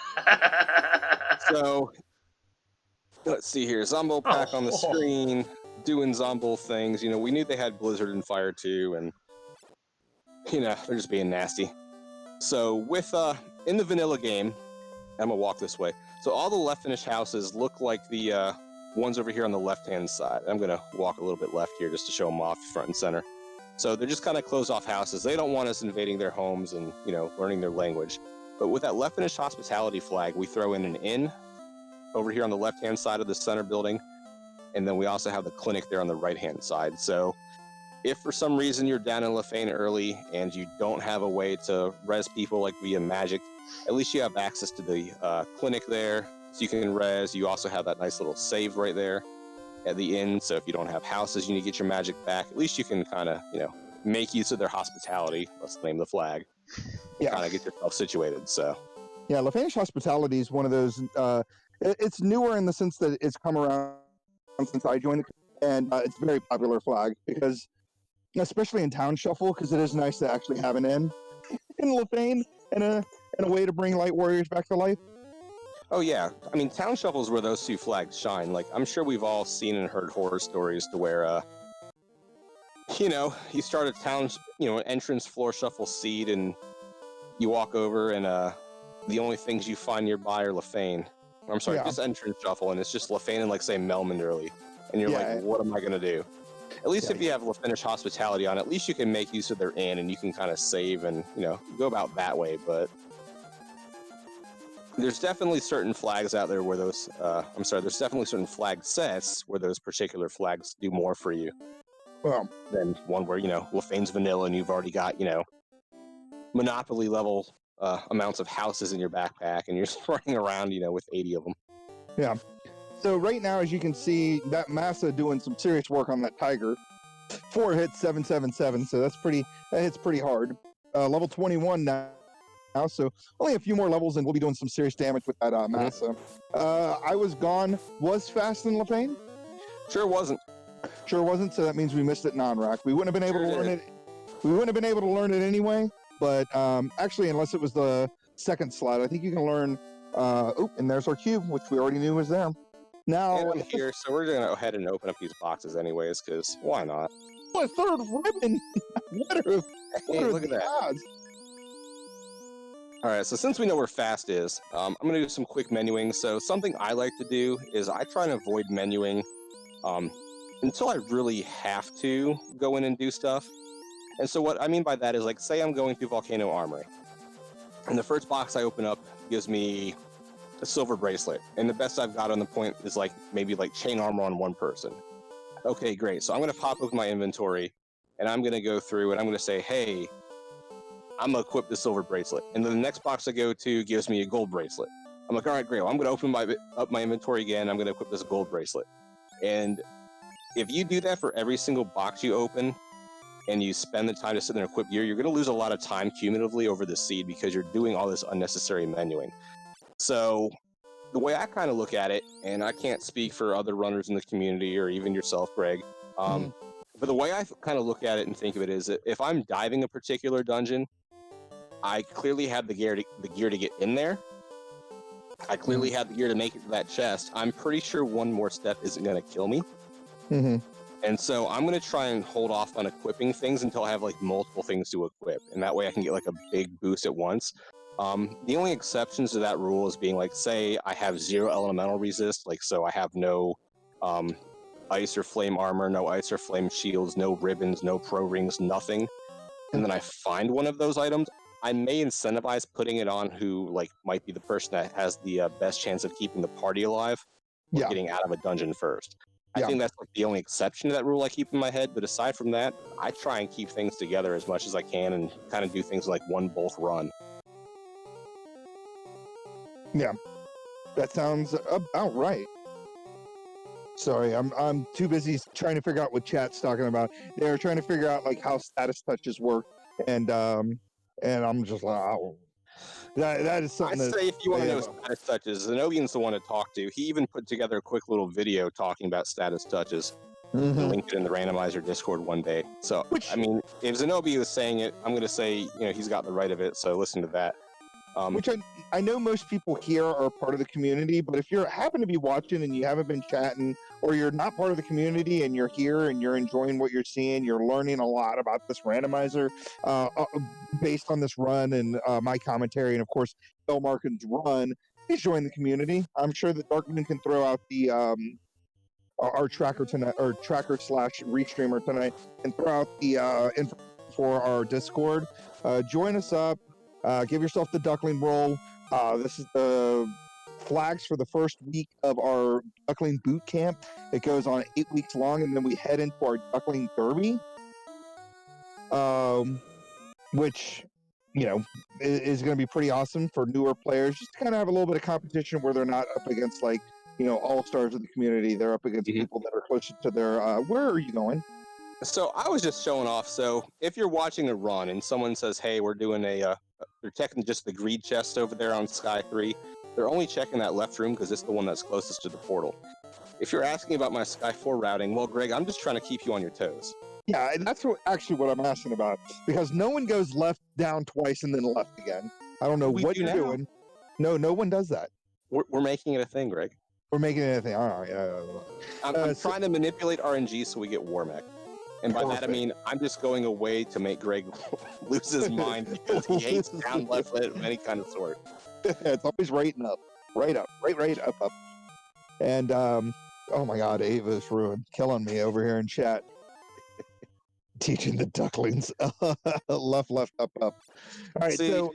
all I'm going to say is you laugh. All right, so basically on that floor, you just go one direction twice, another direction twice, and you're good to go. Well, you go one x-axis twice, and then you go one y-axis twice, or the inverse. Yeah. Like, you don't go right twice, then left twice, because you're not going to go anywhere at that point. And it looks like we got a Warmech. We didn't even do the plus RNGs because we don't, it's a thing. But there we go. We're doing RNG manipulation. That left, down, left gets I know, I see that.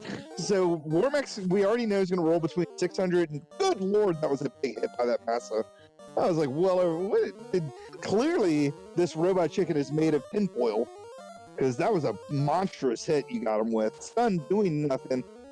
Another hit for whatever. Warmech can roll as high as 1,500. Yeah, it looks like you got up there on this particular one. Yeah, I can definitely tell because you've done over 1,000 damage, but there it goes. 7 hits. I don't see it any longer. Yeah. And man, you're already level 26. We talked about I need to get to level 24 before Topher to get that hit on the massa, and you easily got there.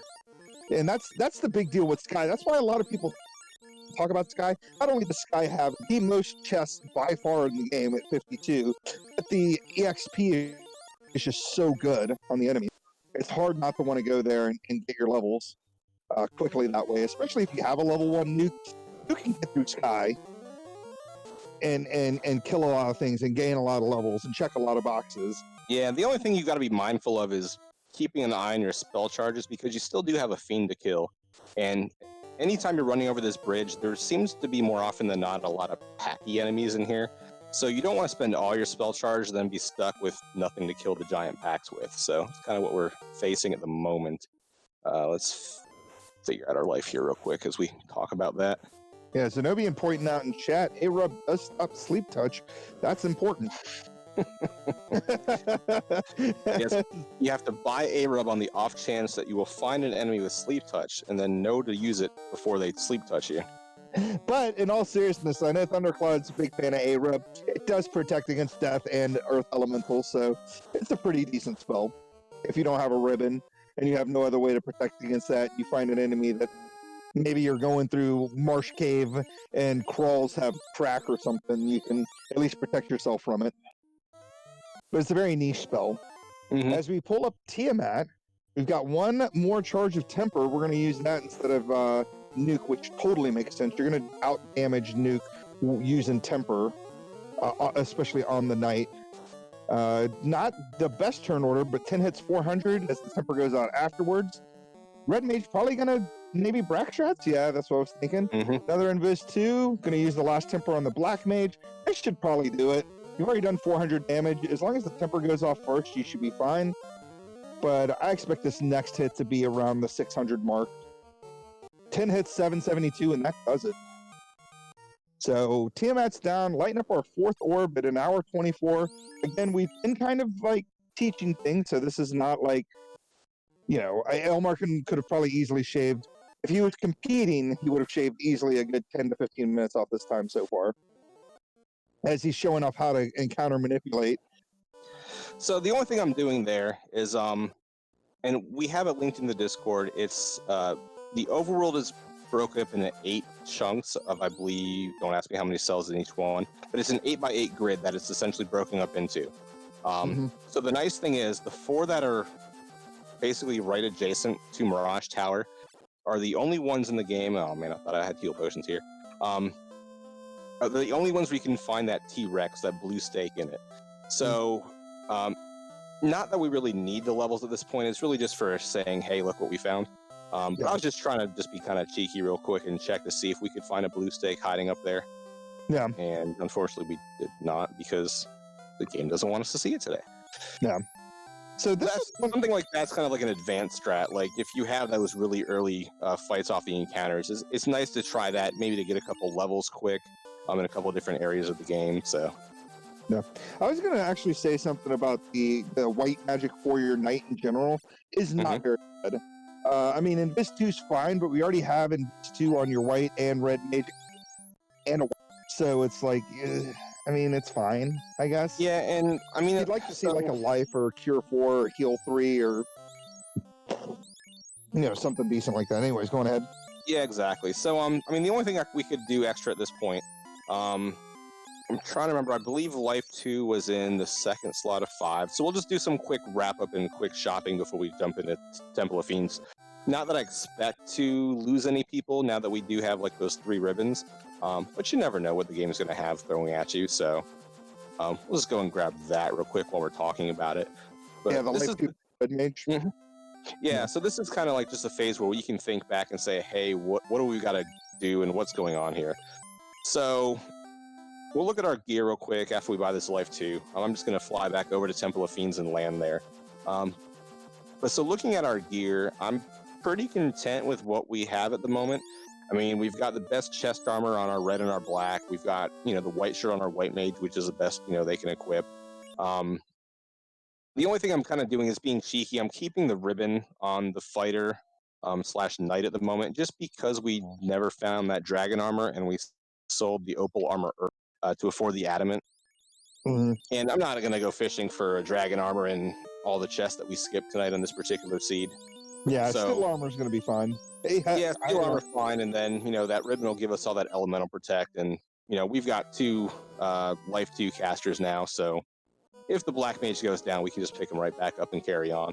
Yeah, and you notice right there, Elmar burned off all his houses so that he could move the heals into that slot, just that bottom left slot there. That way, if you need to heal up, because we don't have Cure 4 or Heal 3 or anything like that, when you inevitably start using heal pots, you can just press, menu up 1, use a heal.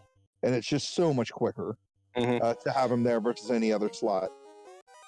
Yeah, that up A is really kind of pivotal, especially with your diving Topher. So we don't have the greatest of healing magic. Like, yeah, we've got that level 2 Cure 3. I think it was level 4 Cure 4 that we have. But it's you don't want to necessarily spend those charges out of combat, because out of combat, you're not constricted by anything. Or constrained by anything, rather. All you're really doing is just trying to get down to chaos with as much firepower and spell charges as you can. So the easier time you have of menuing your heal pots while you're diving a dungeon, generally the better off you're going to be. So the less inputs you've got to do for that, the less option or opportunity you have of maybe misinputting something, which, I've done a number of times tonight. But at least when it's in that far left column, it's just a simple up A and then tell it which guy you want to throw your heal pot at. So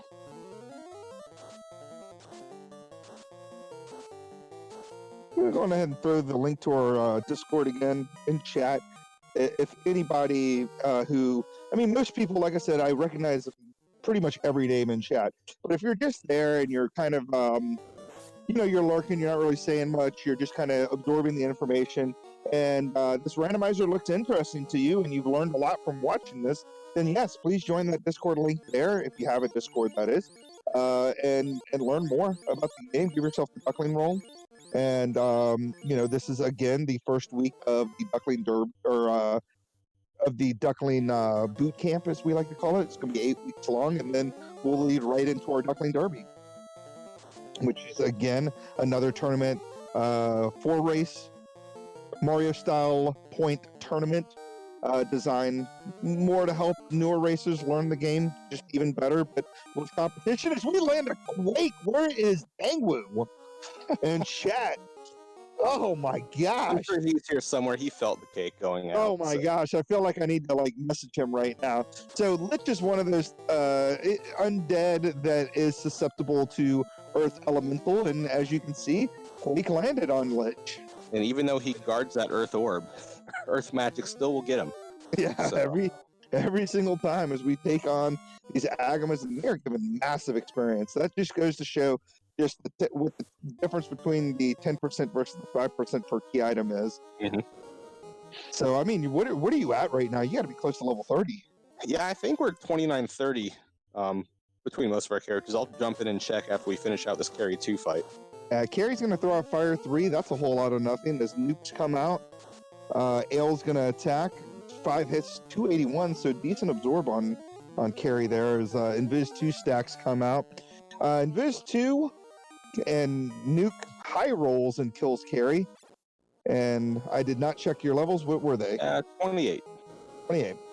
So Invis 2 in defense, you have Ruse and you have Invis 2. Ruse increases your evade by 80% on a scale of 256? Is that the top end? 240? Sounds right. 240, somewhere in that general area.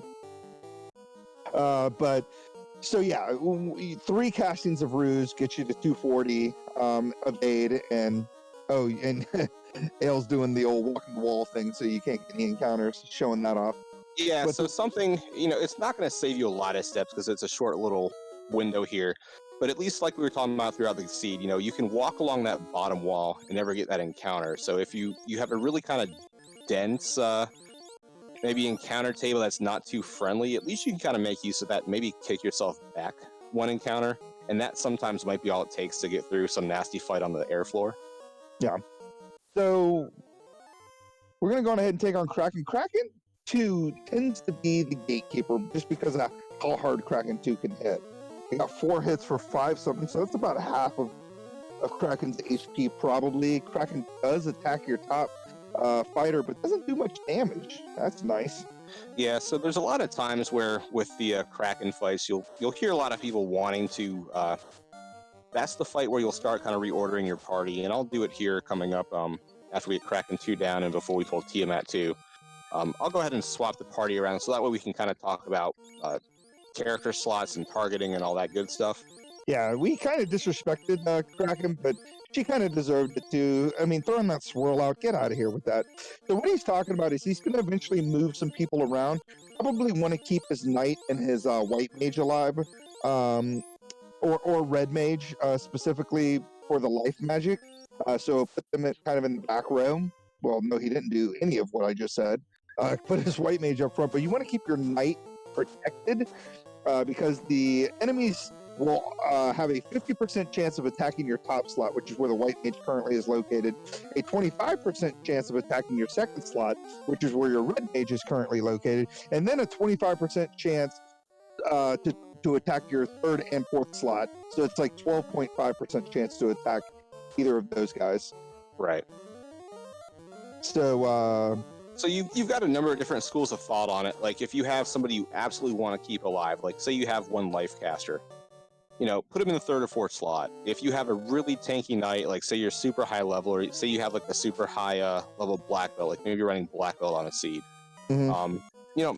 If you've got the defensive spells for it, maybe even the defense sword for those ruse casts.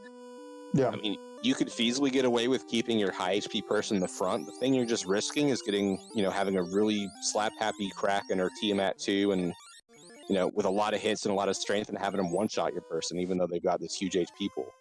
Yeah, exactly. And that could definitely have happened, even with Tiamat, mostly with Kraken, though.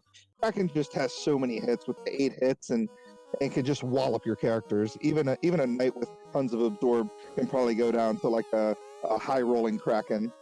And we're going to go ahead and take on Chaos here. We're pretty high levels. Unless Chaos has like double nukes and nuclears and all kinds of crazy stuff, you should be pretty good here. So same strats as before. We're going to throw out an Invis 2. Gonna use fast from Black Mage. Invis 2 stacks are coming out from both the red and the white mage just to get that evasion up. Chaos hits hard but doesn't usually have a lot of hits in the chamber. Can roll up to 2 hits, and that's when Chaos can get kind of scary with the hits. But luckily, only has 1 hit right now. As another temper comes out, 5 hits, 429. We're getting there.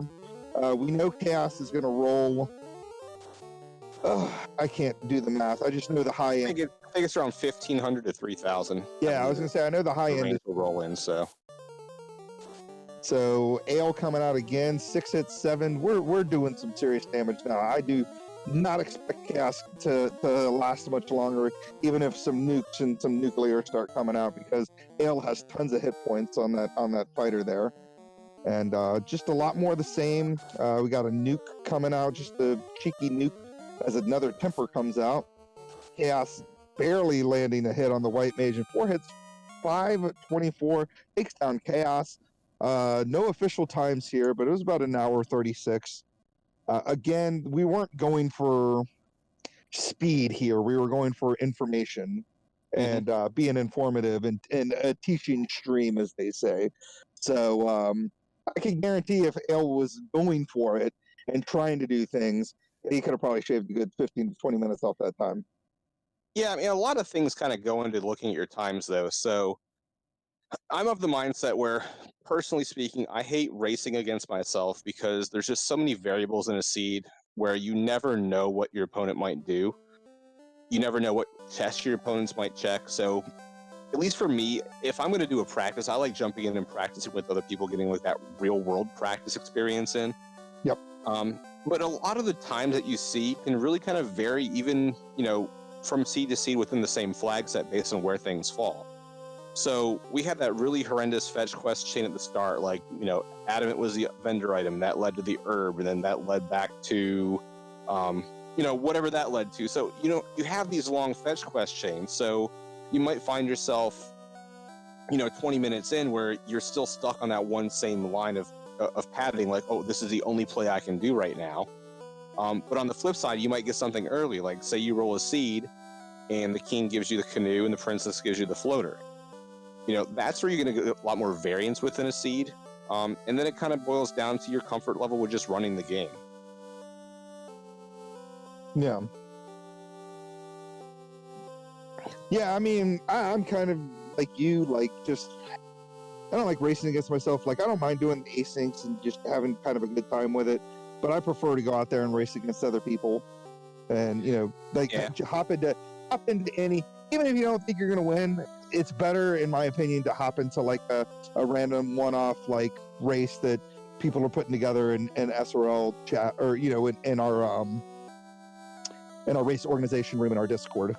And just get that real world experience, and then you can read spoiler log and talk to the other people. You can be in voice chat with the other people, and they can talk about what they're doing, and it can be kind of fun. And you learn so much in those situations where racing yourself, you don't really learn it unless somebody else happens to run the same seed you ran, and then you can go back and watch their VOD.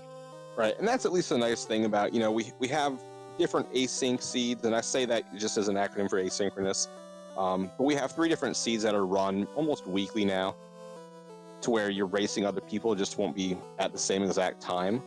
So you at least still get kind of that comparison against what other people are doing, because once you submit a time for either the async, the challenge, or the Duckling seed, you at least get access to like a leaderboard so you can see everybody's times. You get access to the spoiler room so you can talk about what went right, what went wrong with your seed. I know there's been a number of people within the community who will post VODs to their runs in the spoiler room, so that way if you want to go back and watch how somebody else approached the seed, you have that availability and that resource, so you still kind of get that comparison between yourself and another runner. But at the end of the day, it just really boils down to what you're comfortable with.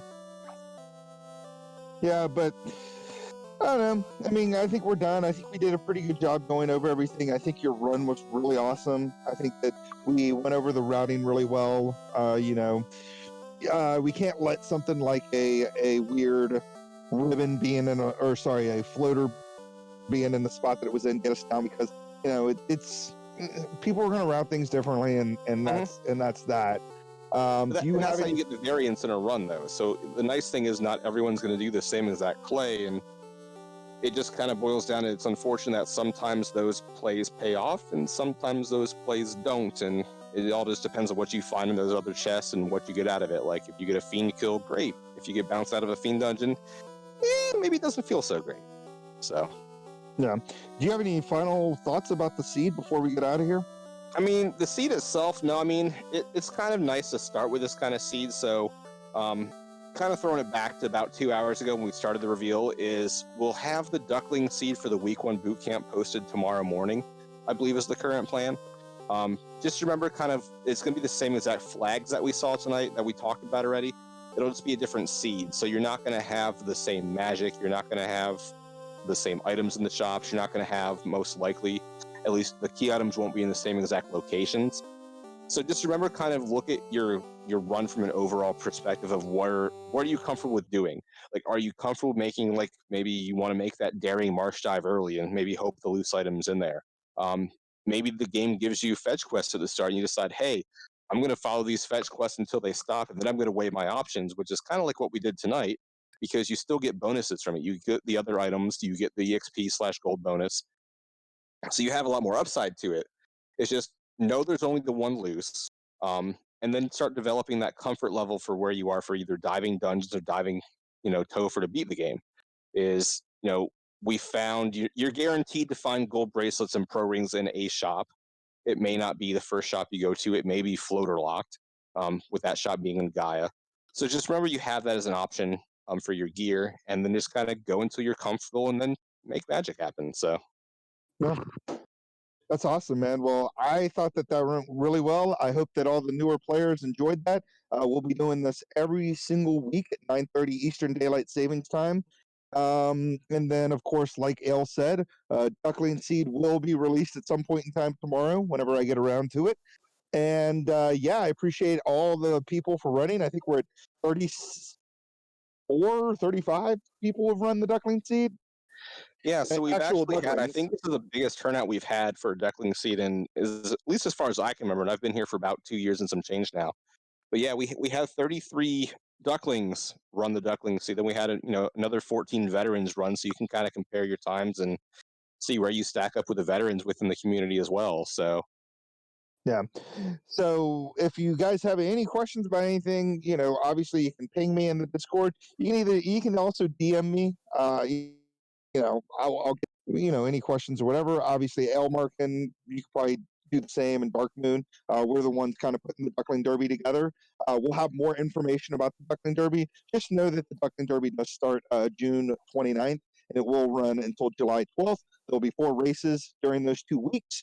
We will have flags for that. We will have more information for that in the future, and we will open up a room and everything for everybody. Thanks so much again for coming out and watching, and I hope that this was informative. And Dark Moon, of course, for doing the restream, and Randomania for hosting this. I mean, they didn't have to do it, and yeah, before I used to just do it on my own stream, but now we're here, and I think it's pretty we're awesome. official. We're all Yeah, we're professional official. and stuff. And That's speaking of being official too, this was just the first of many of our little kind of weekly sneak peeks at the duckling 7 flags for more. this boot camp that we're running. Yeah, so the next 7 weeks, they're all locked in at 9:30 p.m. Eastern on Sunday night. The only thing that's not locked in at this time is just what channels Randomania has open for us. So some weeks we may be on Randomania 2 like we were tonight. Depending what else is on their schedule, we may be on the Randomania Prime like Randomania 1. So just keep an eye out on the Discord. Follow myself and Gregley and Darkman. We'll be the ones kind of running this for over the next 7 weeks. So if you see us go live and we have duckling stuff going on, odds are that's where it is. So, pop in and see what we're doing and come track us down. awesome. Well, with that said, Dark Moon, take us out. I will indeed. Thank you very much, everyone, for watching. I hope you will tune in again next week for even more awesome and informative runs right here as we run through the 8 weeks of the Duckling Showcase. Make sure you check out the Discord. Links have been posted in the chat. And we hope that you'll come and join us and become a Duckling and maybe race in the Duckling Derby coming up in 8 weeks. Until next week, we will see you later.